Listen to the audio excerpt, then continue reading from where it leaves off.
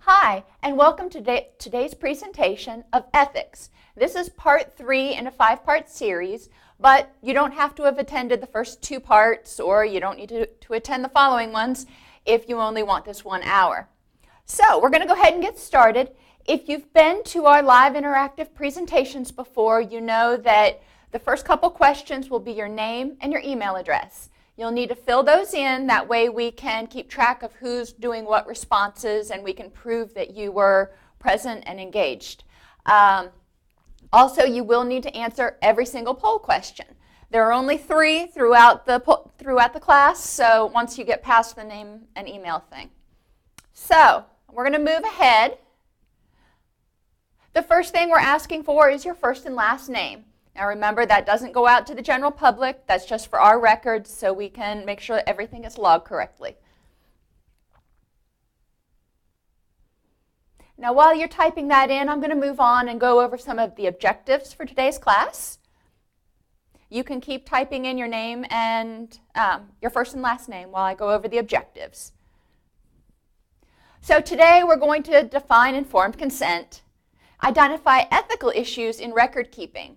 Record-keeping ethics has really changed as we've gone to electronic health records and things have become more digitized. So we're going to look at that a little bit. We're going to discuss reasons for breaching confidentiality. There are times when we have to do it.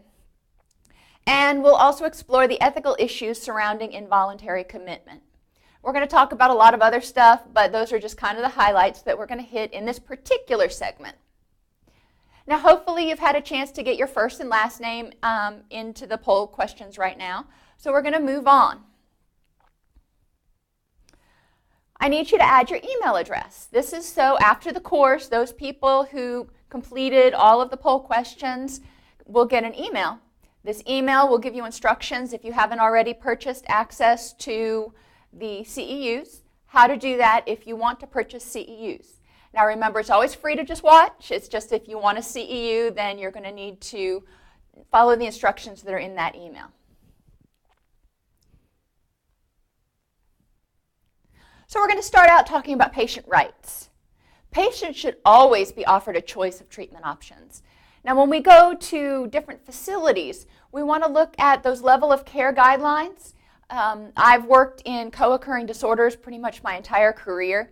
And we're really familiar with something called the ASAM, the American Society of Addictions Medicine Patient Placement Criteria, PPC. So these are the things that we look at to give us a general idea on where to start. A lot of insurance companies use the ASAM as well in order to decide where to start. Now you can justify putting a client in a higher level of care or a lower level of care depending on the factors. We're working with individuals, we're working with humans, so it's important to recognize that just because a little score sheet says they should be at one place doesn't necessarily mean that's the most appropriate for that particular person. So you want to give the patient a variety of options. When I started out my career and I was working in residential facilities, we would often do the ASAM, and the patient would obviously score out for residential, and they would be like, I can't do that. I don't have anybody to take care of my kids. I can't lose my job. I don't have this, that, and the other. Okay, so looking at, and a lot of times it's either concurrent mental health issues or Axis 4 diagnoses that get in the way. Every once in a while it's a medical thing. Guess I have to get out of the habit of saying Axis 4 now that we're moving into the DSM-5, but I digress. So we want to offer them a range of treatment options. If your facility doesn't provide a range, make sure you have arrangements to provide a range. If that means maybe you're an IOP program and you have a client who comes in who really is not stable enough to be an IOP, but not requiring detox or involuntary commitment, one of the things that you may want to do is look to transfer that person to a residential facility. So have procedures in place where you can make a warm handoff for that person, because obviously if they're not stable enough for IOP, you don't want to just send them home to be by themselves. The patient should be provided with thorough informed consent. What is treatment going to look like for me? What are we going to do on a day-to-day basis? What's going to be asked of me? What should I expect as far as side effects if you're working with a patient who is going to be taking medications, methadone or psychotropics or anything else? You want to talk with them or have them talk with your attending physician about what side effects they can expect and what things they need to be aware of. It's also vital in this informed consent, and this is one of my huge issues with ethics, to make sure that the patient knows how much treatment is going to cost. Not putting in hidden charges, not doing things, well, whatever your insurance doesn't pay, knowing good and well the insurance isn't going to pay. Another thing that is very unethical is waiving copays and coinsurances. Most of the insurance providers, if you go on their website, they'll identify that as fraud. So it's important to be aware of that, not only for you, but some insurance companies go that extra step and say the patient is aware that that's fraud. So if they accept a waiver of their copay or coinsurance, they could also be in legal trouble. So we don't want to get our patients in legal trouble. We don't want to surprise them. We don't want them to get a bill for $2,000 and be like, oh my gosh. Be upfront with your patients about what the costs are and try to play by the rules. Patients have a right to individualized treatment. We learned that in the beginning of grad school, but we'll talk in a minute about exactly what individualized treatment means. And patients have a right to confidentiality in their communications as regulated by their state and Title 42 of the federal regulations. We're going to maintain confidentiality. We have all the HIPAA rules that are in place, and we're going to really try hard to respect the dignity and privacy of all the patients that come in and out of our facility. So, moving on. What does individualized treatment mean to you? When I say individualized treatment, that's like saying a clean house. It can mean different things to 6 different people. So tell me what individualized treatment, what do we need to consider? Meeting the clients where they are and focusing on what they want to change. That's right. Sometimes people will come to you because their licensing board says they're mandated to treatment for substance abuse, and that's not really what they see as the problem right now. It's their relationship issues, it's their financial issues, it's their work issues. So we want to meet the client where they are at their level of readiness for change for each problem. So in that particular case, the individual is motivated to work on financial problems or relationship problems, but not quite as motivated to work on the substance abuse. So we'll start where the motivation is, and we'll try to elevate the motivation to work on the substance issues. Respecting the client's religious views and cultural views, very important. And religion and culture are 2 very different things. So we need to be aware of not only their religious views, but what they value and deem as important. Treatment plans are written to specific patient needs. You don't have the same treatment plan to address depression for every single patient that comes through.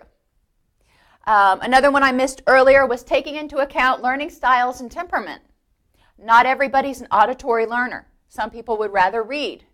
Not everybody can function or learn as effectively in a group setting. Maybe they need some time for reflection. There are a lot of different personal issues that people need to take into account when they're writing treatment plans and suggesting treatment. Because if we're suggesting treatment interventions that are inappropriate to our patient's preferences, what are the chances that person is actually going to follow through and stick with it? Yeah. Okay, so it looks like that's kind of gotten us to where we're at a steady state. We're going to move on. Informed consent involves the right of the clients to be informed about the therapy and make autonomous decisions pertaining to it. What are we going to do? What is it going to look like? Do I have to go to residential? That was a question I used to hear a lot. And as I said earlier, a lot of times the answer was no, However, these are the reasons that we think it would be prudent for you to go to residential. Give them all the information and empower them to make their own decisions. Provide clients with information about the risks, benefits, and alternatives to proposed treatments. So if you do IOP, these are the risks and benefits. If you do residential, these are the risks and benefits. If you don't do anything at all, because inaction is a choice. Help them evaluate. If they are pre-contemplative or contemplative, they may have to chew on it for a little while, and that's okay. Just because they don't walk right in your doors doesn't mean you failed. It just means that client is not ready to address those issues yet. Involves more than the client's signature on the form and is best viewed as an ongoing process. Informed consents need to be signed at admission. It's an important thing to remember. They need to be signed at admission to indicate that the patient was aware what the assessment was for, what treatments were being recommended, and the benefits and drawbacks and risks and all that. However, as most of us know who've been working in the field for a while, over time, the course of treatment may change. The treatment plan may change. We may need to make referrals. Things may happen. So it'll be important to revisit this with the client every time. Even if you're just suggesting interventions, revisit it with the client and make sure they understand that they are empowered to do what they think is going to work for them. And if what you're saying doesn't seem to fit, then we need to talk about it. It requires that the client be competent, have knowledge of what will occur, and be in treatment voluntarily. Now, voluntary is kind of a sticky wicket. Why? Because some of our patients will come and, nobody's dragging them in. However, their employer, their licensing board, their significant other has given them an ultimatum to you either go to treatment or XYZ will happen. Are they voluntary? Well, yeah, because they're making a choice between whatever their ultimatum is and coming to treatment. We're not going to lock the doors and keep them there. So that is voluntary. But we also need to bear in mind when we're talking with the patient where their motivations are and what the reasons are for them being in treatment.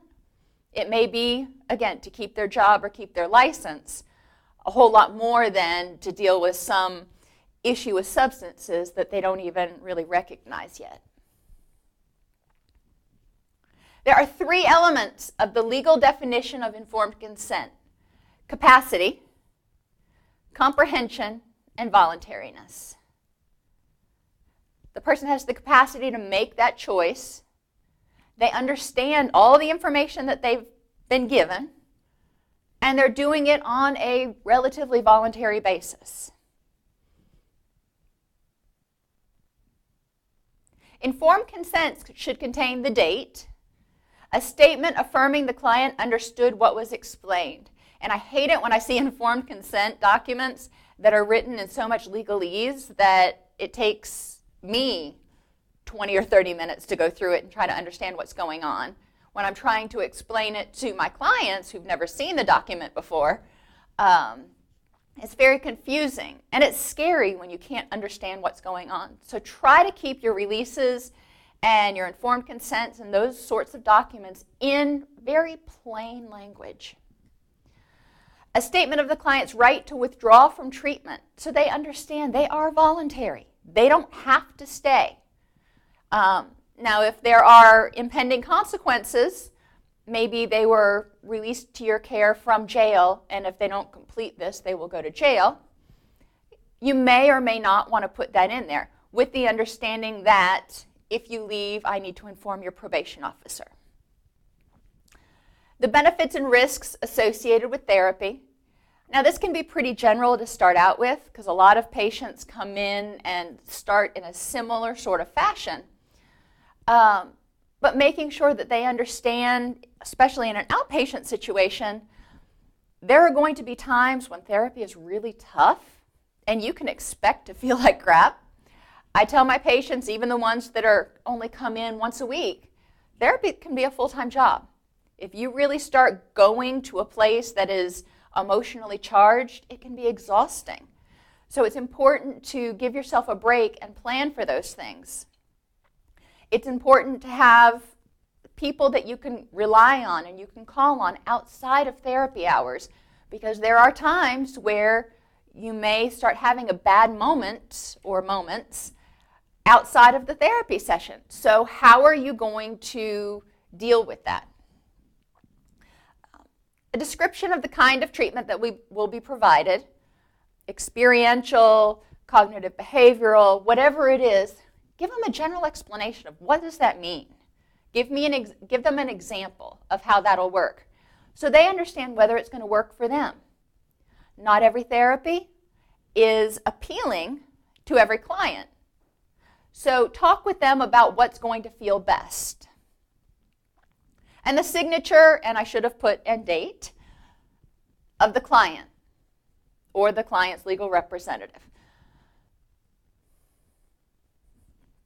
Once you get past informed consent, most of us don't work in a situation that is all-encompassing. We don't work in one of those facilities that provides the case management and the medical and the social services. So you're going to have to make referrals at times.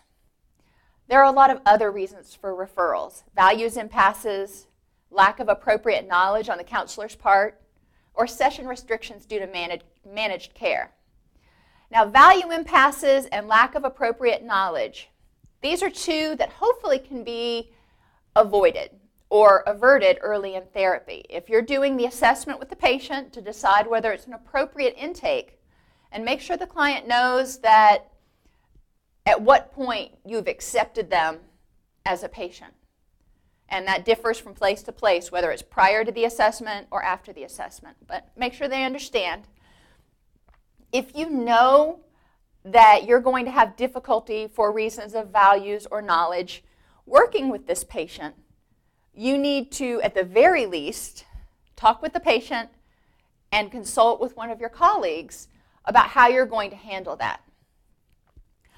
Now, if this values impasse or lack of knowledge issue comes up halfway through, you've been treating Jane for 4.5 months, and all of a sudden she reveals something that you aren't prepared to handle, the first thing is to know the limits of your own competence. Don't just wing it. Identify to the patient that you want to provide the best possible care you can, and that may not be an area that you specialize in. Consult with other colleagues who do specialize in that. And, worst case, you may end up referring out. But when you refer out, it sends a message to the client that says, oh, I can't even handle your problems.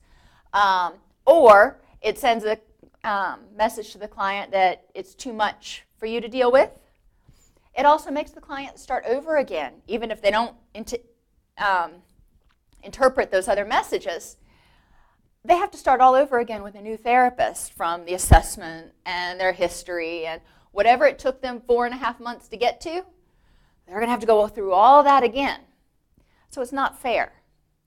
If we can know ahead of time, not only prior to a client coming in, know what your issues are. We all have them. We all have sticky points that we will, at the very least, require consultation in order to work with a patient. But know that ahead of time and be able to identify it in the assessment if it's appropriate to ask about those things. Now, session restrictions due to managed care. Sometimes there is nothing else you can do. If you have a sliding scale, that's great. A lot of times with residential or intensive outpatient, you reach the maximum allowed benefits. So then what happens to the patient? You can't just dump them. So we need to make a referral to somewhere that they can either afford to cash pay or to a lower level of care that their insurance will pay for.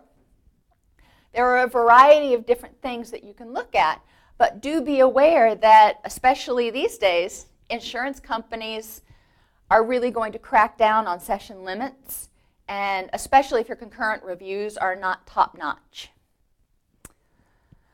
Referrals should be provided at termination for step-down or continuing care. Many times, CARF, JACO, the accrediting bodies, when they come in, will use something called a tracer method in order to identify whether we are providing the highest quality and most ethical care.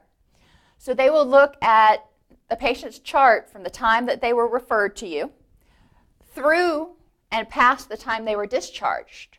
So when they came in, did you get a thorough assessment?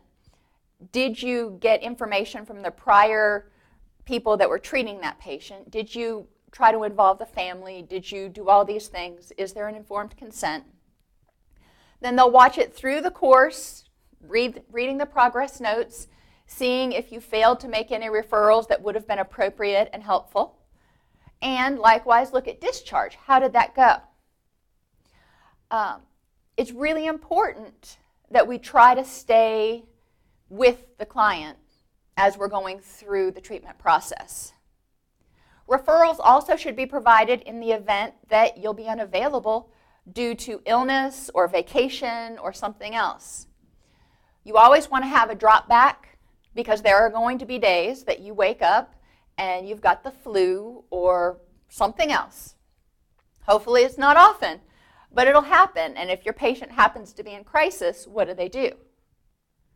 If it is after normal business hours and your patient is in crisis, what should they do? If you're going to go on a month-long cruise around the world, good for you. But if your patient is in crisis, what are they going to do? Because those sat phones are expensive. And I don't think you really want to be cruising in the Caribbean talking to a patient. Whole set of other ethical issues comes up. So make sure that you've got some drop back and punts besides, well, if it's that bad, go to your local emergency room. Try to have a couple other counselors that you know will take their insurance, that will see them on a work-in or walk-in basis, etc.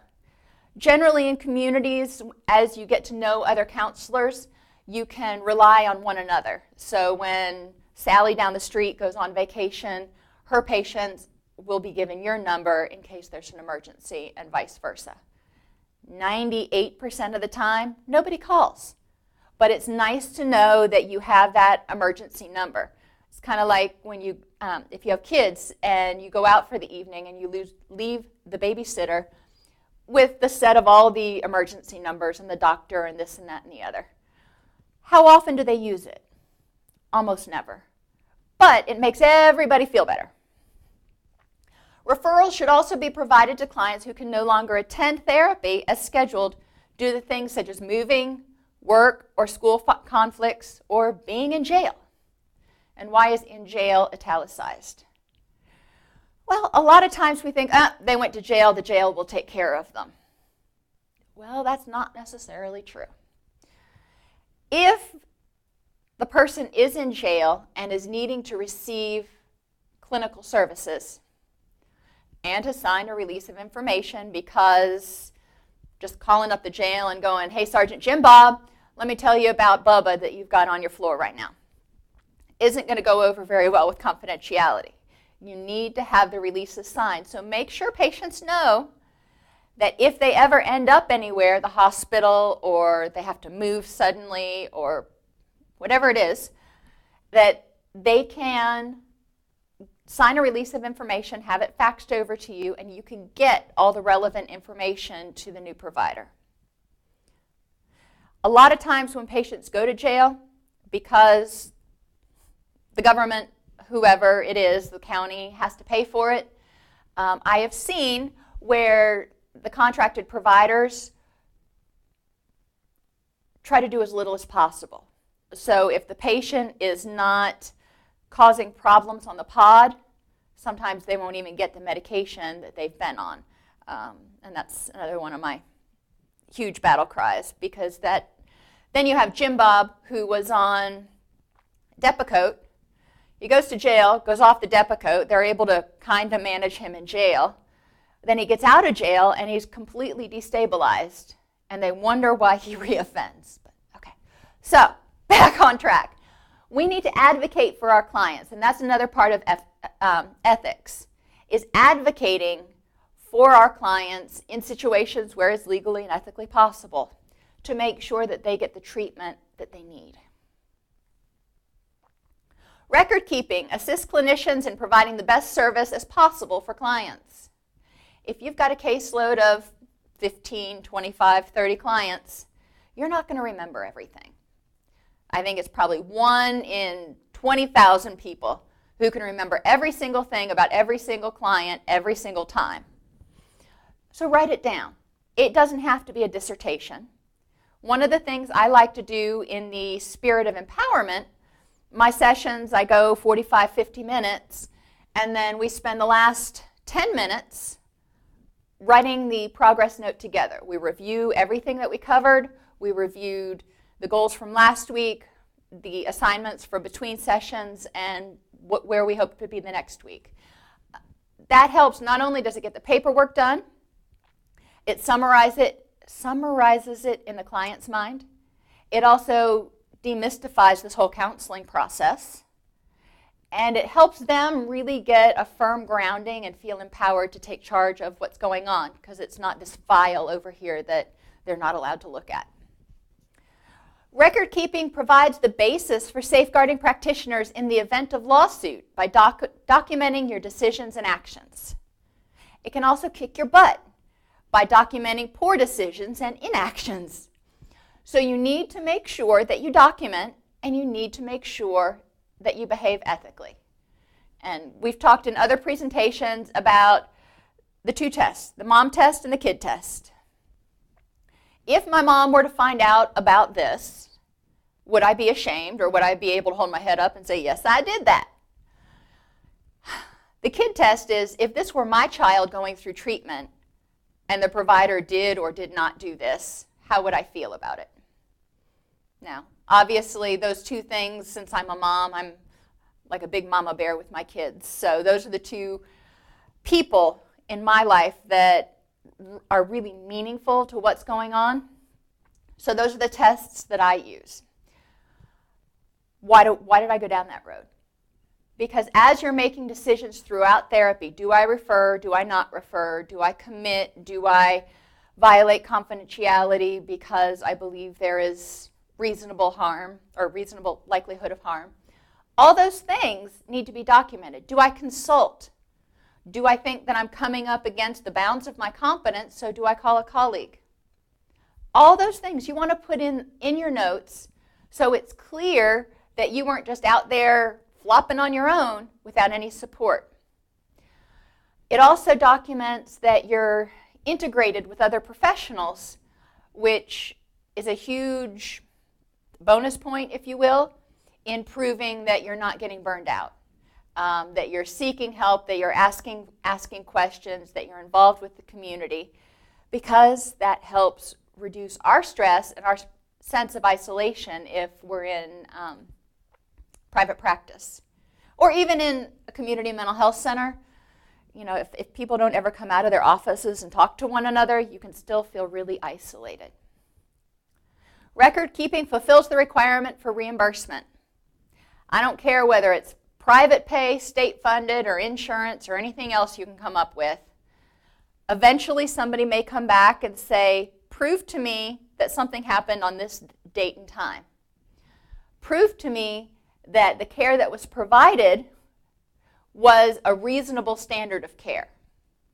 So we need to have that. It aids in the referral process. It's really hard for me to get a new patient in who's being discharged from a residential facility with no discharge paperwork, because then I can only rely on what he or she remembers to tell me and what I think to ask. So if we have an adequate discharge summary at the very least, that includes medications, treatments provided, successes, any stumbling blocks that the person has already experienced, lessons learned, as you will, that helps a lot. So I'm not starting from 50 yards back. I'm picking up right where the other clinician left off, and we're starting to move forward. Records can be subpoenaed. Enough said. And it's not ethical to keep 2 sets of books. So records can be subpoenaed, and you need to know that. For that reason, when I do my notes, I put down all the pertinent information, but there's some gory details that really just don't need to be written down. And you have to use your own clinical judgment on how much you have to put in the notes so you can adequately provide treatment for this person. Or if you left whatever facility you're working at, the next clinician could read through and pick up where you left off. How much information is too much? It's going to be a clinical decision. It's going to be a judgment call. Too little doesn't leave you with enough information to demonstrate that you provided an adequate standard of care. Too much information, if it gets subpoenaed and read in open court, could end up being detrimental to the patient. So again, balance. Please don't keep 2 sets of books. Clinical records include client identifying information, the client's primary care physician, objective findings from the most recent physical, documentation of a mental status exam, whatever intake form you use, a signed informed consent for treatment,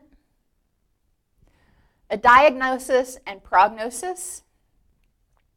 Now again, that informed consent, if you're telling them they're going to go into intensive outpatient treatment in order to address their co-occurring alcoholism and bipolar disorder, most patients, all they heard was blah, blah, blah, blah, blah, blah, treatment, blah, blah, blah. Break it down. Bipolar sounds really scary. If you help them understand that's shorthand to describe a certain set of symptoms, it's more meaningful. And you know what? People don't usually attach themselves to a symptom, but they can attach themselves to a diagnosis. I'm bipolar. No. You're Sally, who happens to have bipolar disorder. Semantic difference, but a big one. I hate diagnosis, I really do. Not because of any challenging reason. I just think that diagnosis often puts people in a position where they feel sick or they attach too much to that diagnosis. But that's my own personal opinion. Your clinical records also need to have treatment plans. You want to have an initial treatment plan that the client completes before they leave the intake. What is our first step in treatment? As you go through, usually within 72 hours or a week, depending on whether it's residential or IOP or outpatient, you will develop the treatment plan with the patient. Not for the patient, with the patient. I generally give the patient a worksheet. We identify the 2 or 3 areas that they really think are most crucial to work on. And I have a worksheet that they fill out and they bring back the next session. And then we use that information in order to develop the treatment plan. And I include that worksheet in the file with the treatment plan to prove that I did it in conjunction with the patient. You want to have a projected discharge date and a plan. You want to start planning for discharge at admission. Why?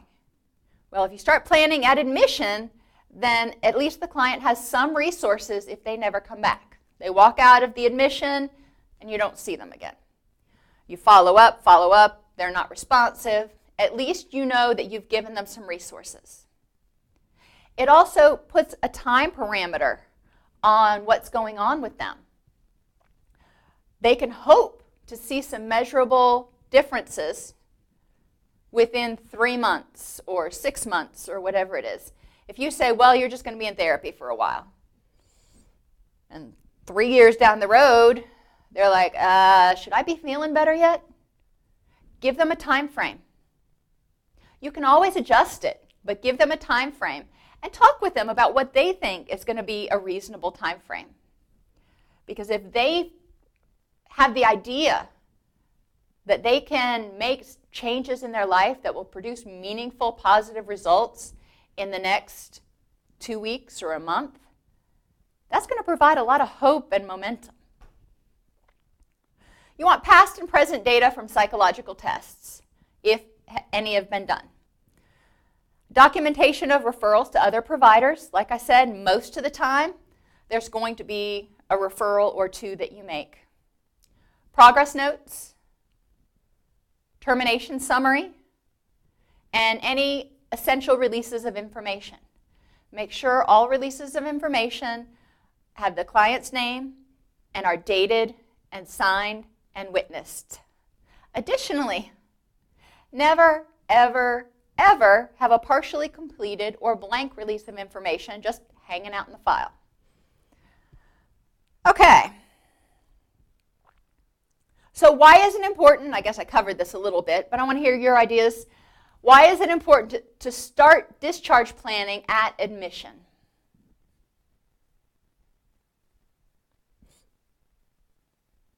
So, exactly, you create an action plan if the client leaves prematurely. The client may not stay in treatment. And so we want to make sure that we've provided as many tools, planted as many seeds, whatever analogy you want to use, as we can prior to them leaving treatment. And we've all heard the client has reached maximal gains at this level of care. Well, the client usually decides that. So making sure that you've given them as much as you can at that level of care. It helps ensure the client and counselor have the same understanding of how treatment will progress. That's true. So if the client and counselor both think it's going to be a 10-session thing, they're on the same page.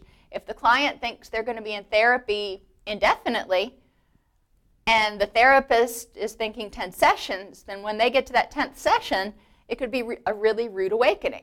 So talk about it at the beginning. It gives the client perspective on other resources for the future. When you start feeling better, these are some things that you might be able to tap into. These are some things that you might be able to make use of. You both have the same end point. We know what our point B is. You're going from point A to point B. We've defined together what point B is and about how long we think it's going to take to get there. And I explain treatment planning like a roadmap. You're going on a trip from point A to point B. And yeah, Google says you're going to get there in 2 hours and 36 minutes. However, there's some variability in that depending on how many times you've got to stop, how many times you have to get gas, etc. Same thing in treatment. We want to make sure they understand that this is a general idea. However, you may complete in less time, or it may take a little bit longer, depending on what comes up. It may help you plan your counseling strategies, such as using brief therapy. Some patients are not wanting to use a brief therapy strategy. They're wanting to take their time. They get upset or frustrated when there's too much confrontation or too much momentum is expected. And sometimes that can be because the patient doesn't have enough energy. They're just like, whoa, we need to slow this down for a while. That's okay. Have a talk about what that looks like. So again, you're just on the same page. This is not setting any set in stone rules. It's important to remember when you're writing your notes that clients have the right to inspect and obtain copies of their records. They have the right to request information in their chart be changed if they believe it's inaccurate. A lot of places will allow the client to fill out an addendum or an amendment, and that gets included in the file so you can see the client's response to what was written. I'm not familiar with any places that actually go back through and delete and edit the record. Usually it's an amendment, but that's not to say it doesn't happen. They do have the right to request that. With regard to third-party payers, clients do not have control over who can receive information about their diagnosis. So if they want to use insurance, they can't say, well, I want to use my insurance, but don't tell them that I have this diagnosis and this diagnosis. Let's go with adjustment disorder. I like that one. We need to provide the clear clinical picture. Likewise, don't up-diagnose somebody in order to try to get more sessions or a higher rate of reimbursement. Privileged communication is a legal concept of protection against forced disclosure in legal proceedings that would cause a breach of confidentiality. Again, it's a lot of jargon. What does it mean? It means privileged communication generally protects us, and then the judge has to weigh the harm, whether the harm of disclosing that information would be more or less than the harm of keeping it private. A lot of times judges will say, nope, that's privileged. We can get around that, and we don't need to go into the nitty-gritty details. Every once in a while, a judge can order you to breach confidentiality. Privacy as a matter of law refers to the constitutional right of an individual to decide the time, place, manner, and extent of sharing oneself with others. So you have a right to privacy. You have a right to choose whether you want to pull your bedroom curtains closed at night or leave them wide open for the world to see. You have a right to privacy whether you want somebody to see you going in and coming out of a doctor's office, going in looking one way and coming out all boohoo crying, or whatever it is. So with privacy, do the best you can to limit contact between patients.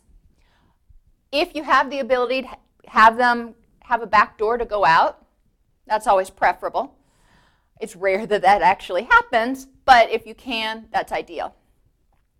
You also want to try to have as much privacy as possible with people coming into your office. So having a neon sign on the side of Main Street that says drug counseling this way and has an arrow pointing, appointments available, flashing, not real private. Give people the ability to have the dignity that they want in receiving services. Some of the areas that we don't even take into account or take into consideration as often as we should of breaches of privacy are when we leave messages on voicemails. Even if you call, and we used to have to call, we had a waiting list where I used to work at, and a waiting list for beds, and we would have to call down the waiting list, but we would have to block the number before we would call, so it didn't show up on somebody's caller ID as the company name, and then anybody in the household could read it. You don't want to leave messages without getting permission first on answering machines that you're not 100% sure belong exclusively to that person. If it's a family answering machine or roommate situation or whatever.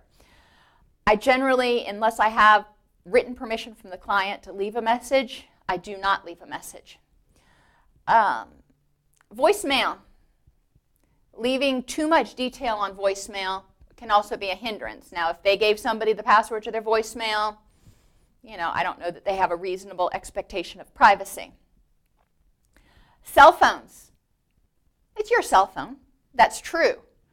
But if you're sitting there at lunch with your girlfriends or your friends, and you're all eating lunch and you've got your cell phone on the table and this push notification comes up that you've got an appointment with Dr. So-and-so at such and such time, and everybody sees it, it's a problem. Now, again, should they have made sure that didn't come through? You can argue. However, err on the side of caution. Try to get permission before you text somebody or do something that might trigger a push notification. Faxes. Oh, they're my biggest bugaboo. It drives me crazy when people have stuff faxed to unattended, unsecured fax machines.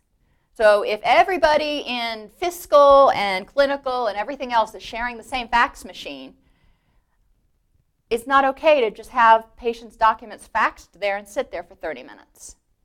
The clinician needs to be standing there because there are people in the office, the receptionist, for example, who don't need to have knowledge of that patient's care. So faxes really need to go to secured fax machines that are attended only by people who have a need to know. Email. if you email somebody and you email Dr. Smith at smithcounseling.com, that's kind of a clue that somebody may be receiving counseling. So if their email gets hacked, guess what? That can get broadcast all over the nation and hither and yon. So do not, unless you have permission from your client, email your clients. Likewise, email is not a secure method of communication unless you have point-to-point encryption.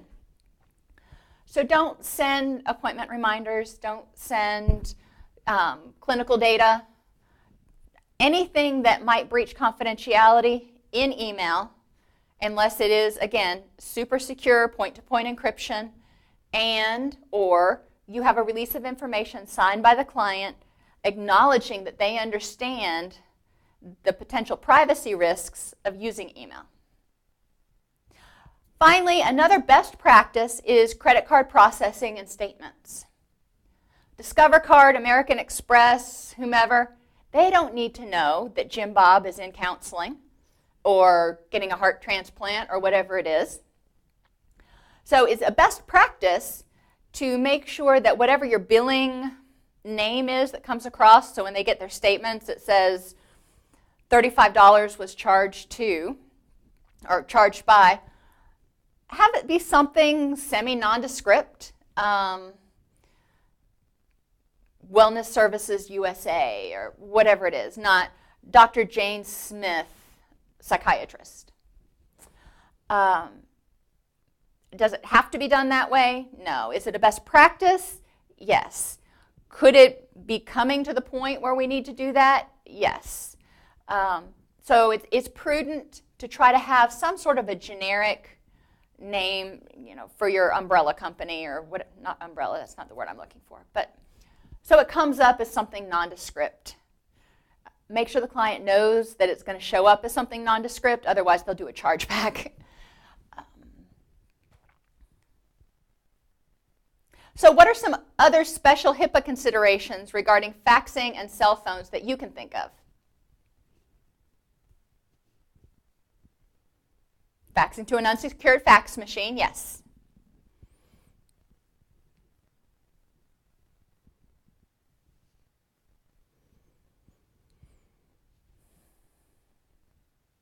Oh, dialing the wrong number. You're going to text Jane Smith and you get one number wrong and you send her a text, which you shouldn't be doing anyway, unless you've got permission. But say you had a release signed and she said, yeah, it's fine to text me, and you accidentally send it to somebody else. Oops. If the wife borrows the husband's cell phone, now, if she's borrowing it and she has access to it, does he have a reasonable expectation of privacy? Those are whole legal things. But again, is it good practice to have something out there that anybody who picks up Jim's cell phone can find out about him? Monitoring phone calls at the work office. Some places do monitor their employees' phone calls. So if you call your patient while they're at work and you're like, oh, let me tell you about your lab tests, that could be a breach of confidentiality. Leaving voicemails to a number with a mechanical outgoing voice, you think it was the client's. So again, the person who has number 929-555-6435 is unavailable. And you leave a message, well, what if you wrote down the number wrong? That's always my fear, is that I either dialed it wrong or I wrote down the number wrong. You have no idea who can be reading the faxes at the other end. What if the fax was on the fritz and the guy that is there fixing the fax machines just plugged it back in and that comes through and he's like, oh, I know John Smith. Not good, okay? So be very aware when you fax anywhere to make sure it's going to a secure place, and make sure when you receive faxes that it's going to a secure place. Ooh, that's a new one I hadn't thought of. Autocomplete in an email program.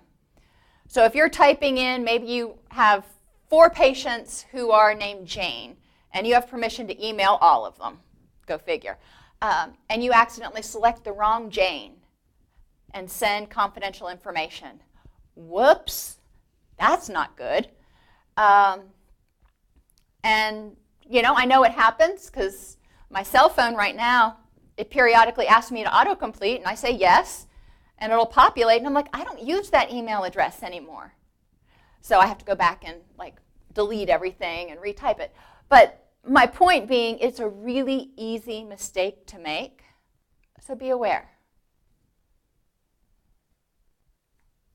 Confidentiality, and I'm going to pick up the pace a little bit so we get finished on time, means clients have the right to expect that communications will be kept within the bounds of the professional relationship between you and the client. But I always explain to my clients that there will be times that I consult with another professional. Now, I don't need to tell the other professional that this involves Sally Sue, birth date 8/4/64, that lives on Drury Lane.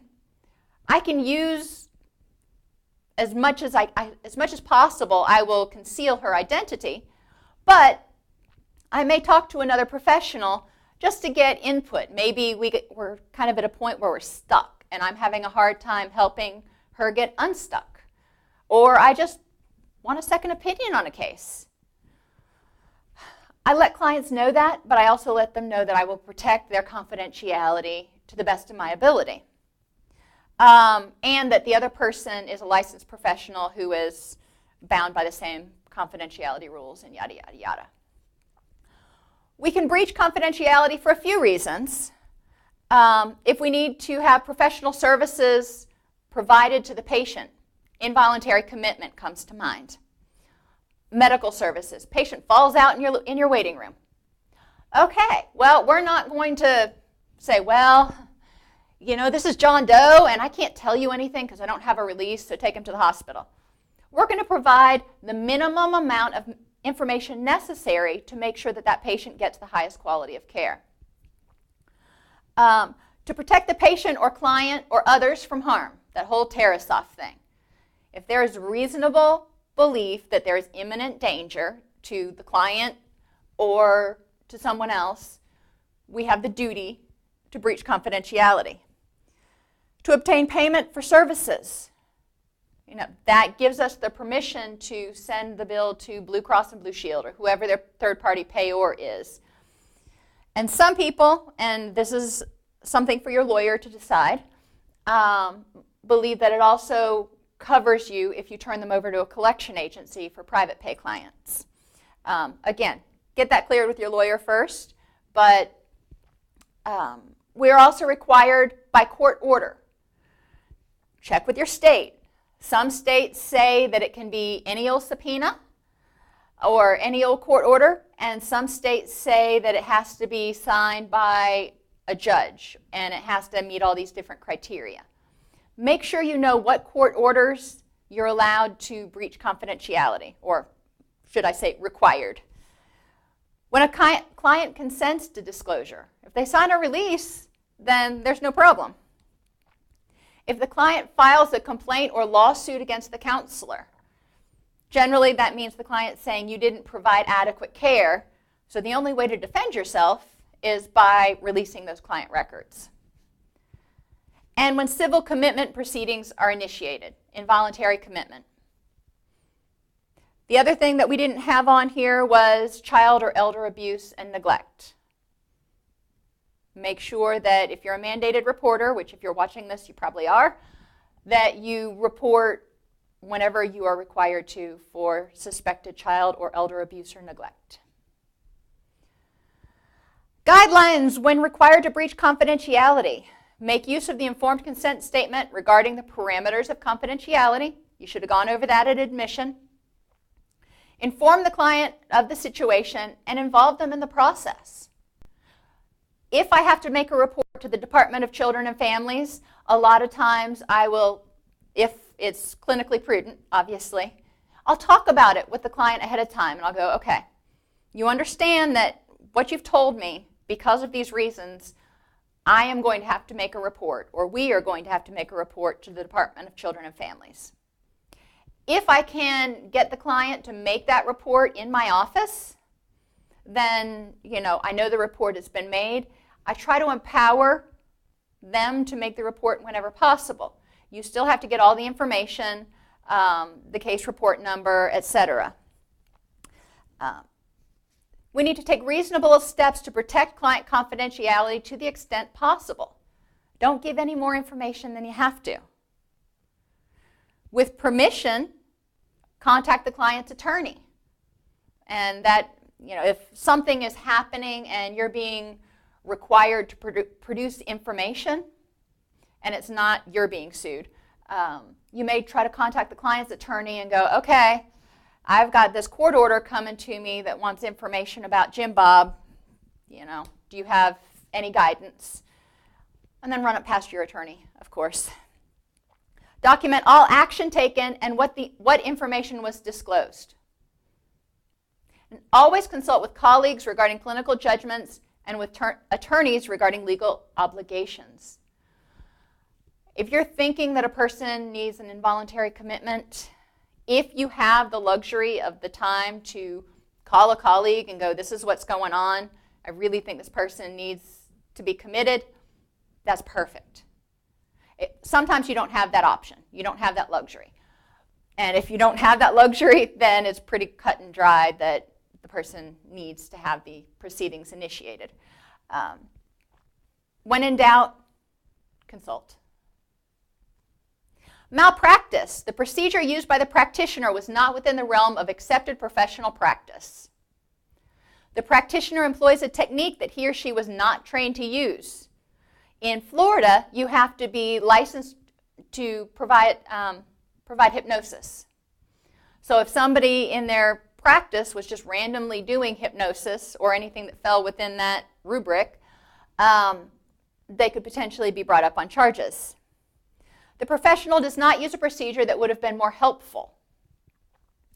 It's clinical judgment there. But you want to look at what is the best standard of practice. Or the therapist failed to warn or protect others from a violent client. Informed consent to treatment was not obtained or documented. This can qualify as malpractice because the client can say, I didn't know that was going to happen. I was not provided informed consent and the ability to make a decision. If the professional does not explain the possible consequences of treatment. Again, that goes back to informed consent. And client abandonment. If you just up and leave a client without providing further resources, sending a letter, trying to follow up, it could come back as client abandonment. What would another reasonably prudent clinician in your position have done? That's kind of what the question that's going to be asked. 4 elements of malpractice. Duty. So a professional relationship between the therapist and client must exist. A breach of duty. You were negligent or you deviated from the standard of care. Injury. The client must suffer harm or injury which must be demonstrated. And causation. It must be legally demonstrated that a causal relationship exists between what you did or did not do and the harm incurred by the client. Intentionality doesn't need to be present, though. So just because you say, well, I didn't mean to, or as my son would say, it was an accident. Well, it may have been, but that doesn't mean it wasn't still negligent, and it doesn't mean it wasn't still malpractice. Neglect of duty. Again, in this malpractice realm, means failing to diagnose or predict dangerousness, failing to warn potential victims of violent behavior, failing to try to commit dangerous clients, or prematurely discharging clients from a hospital or residential facility. Protect yourself from liability by examining informed consent documents to ensure that it's clear that confidentiality may be breached in the event of a threat of dangerousness to self or others. Know how to contact the legal counsel of your professional organization. Familiarize yourself with professionals who are experienced in dealing with violence and suicide, and domestic violence and substance abuse and personality disorders. I'll just add those. And take at least one workshop in the assessment and management of dangerous clients. Ensure that the limits of your professional liability insurance are adequate. Record the source, content, and date, and significant information on the risk and rationale, and dates of all actions taken to prevent violence. So, document. And develop policy statements and guidelines for handling risk, and subject these guidelines to annual clinical review. 4 steps to risk management. Identify risk. Evaluate whether it's serious enough to merit attention. Identify prevention and risk control strategies. And periodically review environments, treatments, and policies to ascertain their effectiveness. Annually, semi-annually is always good, just to make sure that you're staying on top of things. Online counseling is governed by the rules in the state in which the counselor practices, as well as in the state in which the client resides. The counselor currently need only be licensed in the state in which he or she practices. So if you're licensed in Tennessee and you live in Tennessee, you can treat people in Nevada or Oklahoma or Florida. That may change. You need to stay up to date on what's going on. Advantages of online counseling: it's brief, convenient, and anonymous. It appeals to some who might not participate in traditional therapy. It provides improved access for persons with disabilities or clients in rural areas. It can enhance record keeping, and it increases flexibility in scheduling. Disadvantages: lack of behavioral cues may lead to an inaccurate diagnosis or ineffective treatment. Confidentiality and privacy can't be guaranteed in the same way that it can be in the face-to-face setting. Your duty to warn or protect others is somewhat restricted, and what I mean by that is it's harder to exercise that duty to warn because you may be reaching across state lines to try to contact a sheriff or a significant other. Not impossible, and that doesn't absolve you of it. Clients are suicidal or who are in crisis may not receive adequate immediate attention. Again, you're dealing with a whole different state and district and everything else. Anonymity can enable minors to masquerade as adults seeking treatment. You need to figure out a way to prevent that. Complex long-term psychological problems often cannot be successfully treated through online counseling. Suggestions, and I'm going to push right through this because I know we're over time. Evaluate and diagnose the client at the beginning of treatment to determine whether the client is a good candidate for online counseling. So ideally, do a face-to-face assessment. If you can't do face-to-face, at least do video-to-video so you can see what's going on. Require the client to be evaluated by a physician to rule out physical causes for the client's problem, and that way you know you've got a medical professional that that person is affiliated with in their local area. Fully inform the client of the limits and expectations of online relationships, and develop a written plan for emergencies. If somebody's power is out, how are we going to have the session? Inform the client in advance of the limitations involved in confidentiality of the internet and what actions might be taken in the event of a confidentiality being compromised if you get hacked. Discuss with the client in advance how situations involving technological failure will be handled. I'm not going to hang up on you, so if the screen goes black, that means that we lost our connection. Ensure your computer uses full disk encryption. That's for desktops as well as laptops. Full disk encryption, not just one little file. And always see clients in a private room free from distractions. Don't do this in your living room where everybody's walking around and the dog is barking. Ensure any computer-based communications are encrypted in at least 128-bit encryption. Wow, that sounds old.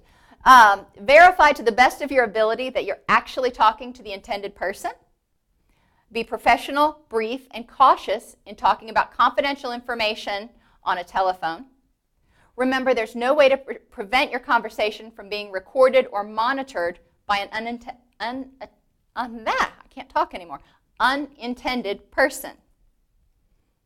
Avoid making any comments you would not want your client to hear or you would not want to repeat in a legal proceeding, because it could be being recorded. Don't allow unauthorized persons to hear answering machine messages. Protect computer and answering machine access codes. When at all possible, do not leave a recorded message on an answering machine unless you know the client is the only person who has access to that machine and or you have a release to leave information on that machine. Have I gone over that enough? Yeah. Okay, small town practices. Discuss how meetings in public are going to be handled. Attempt to have a private exit for clients separate from the waiting room. Arrange to meet with your client out of town. So if you can get one of those executive office suites in the next town over, that's beautiful. Discuss with your clients any potential breaches of privacy, such as depositing their checks to you at a local bank.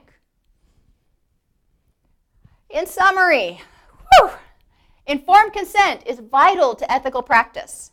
Clients should have the ability to review and request amendments to their record. Malpractice involves 4 things: duty, a relationship exists; breach of duty, you're negligent; injury, self-explanatory; and causation. Intentionality does not factor in there. Online counseling and security require special considerations under HIPAA and high-tech, and you can Google those to read more about them. And care should be used when working in a small town or organization. So again, as I said at the beginning, CEUs are available. This presentation did qualify for CEUs for NBCC, NADAC, CADAC, and the California Board of Behavioral Sciences. Thank you, and I hope to see you next Friday.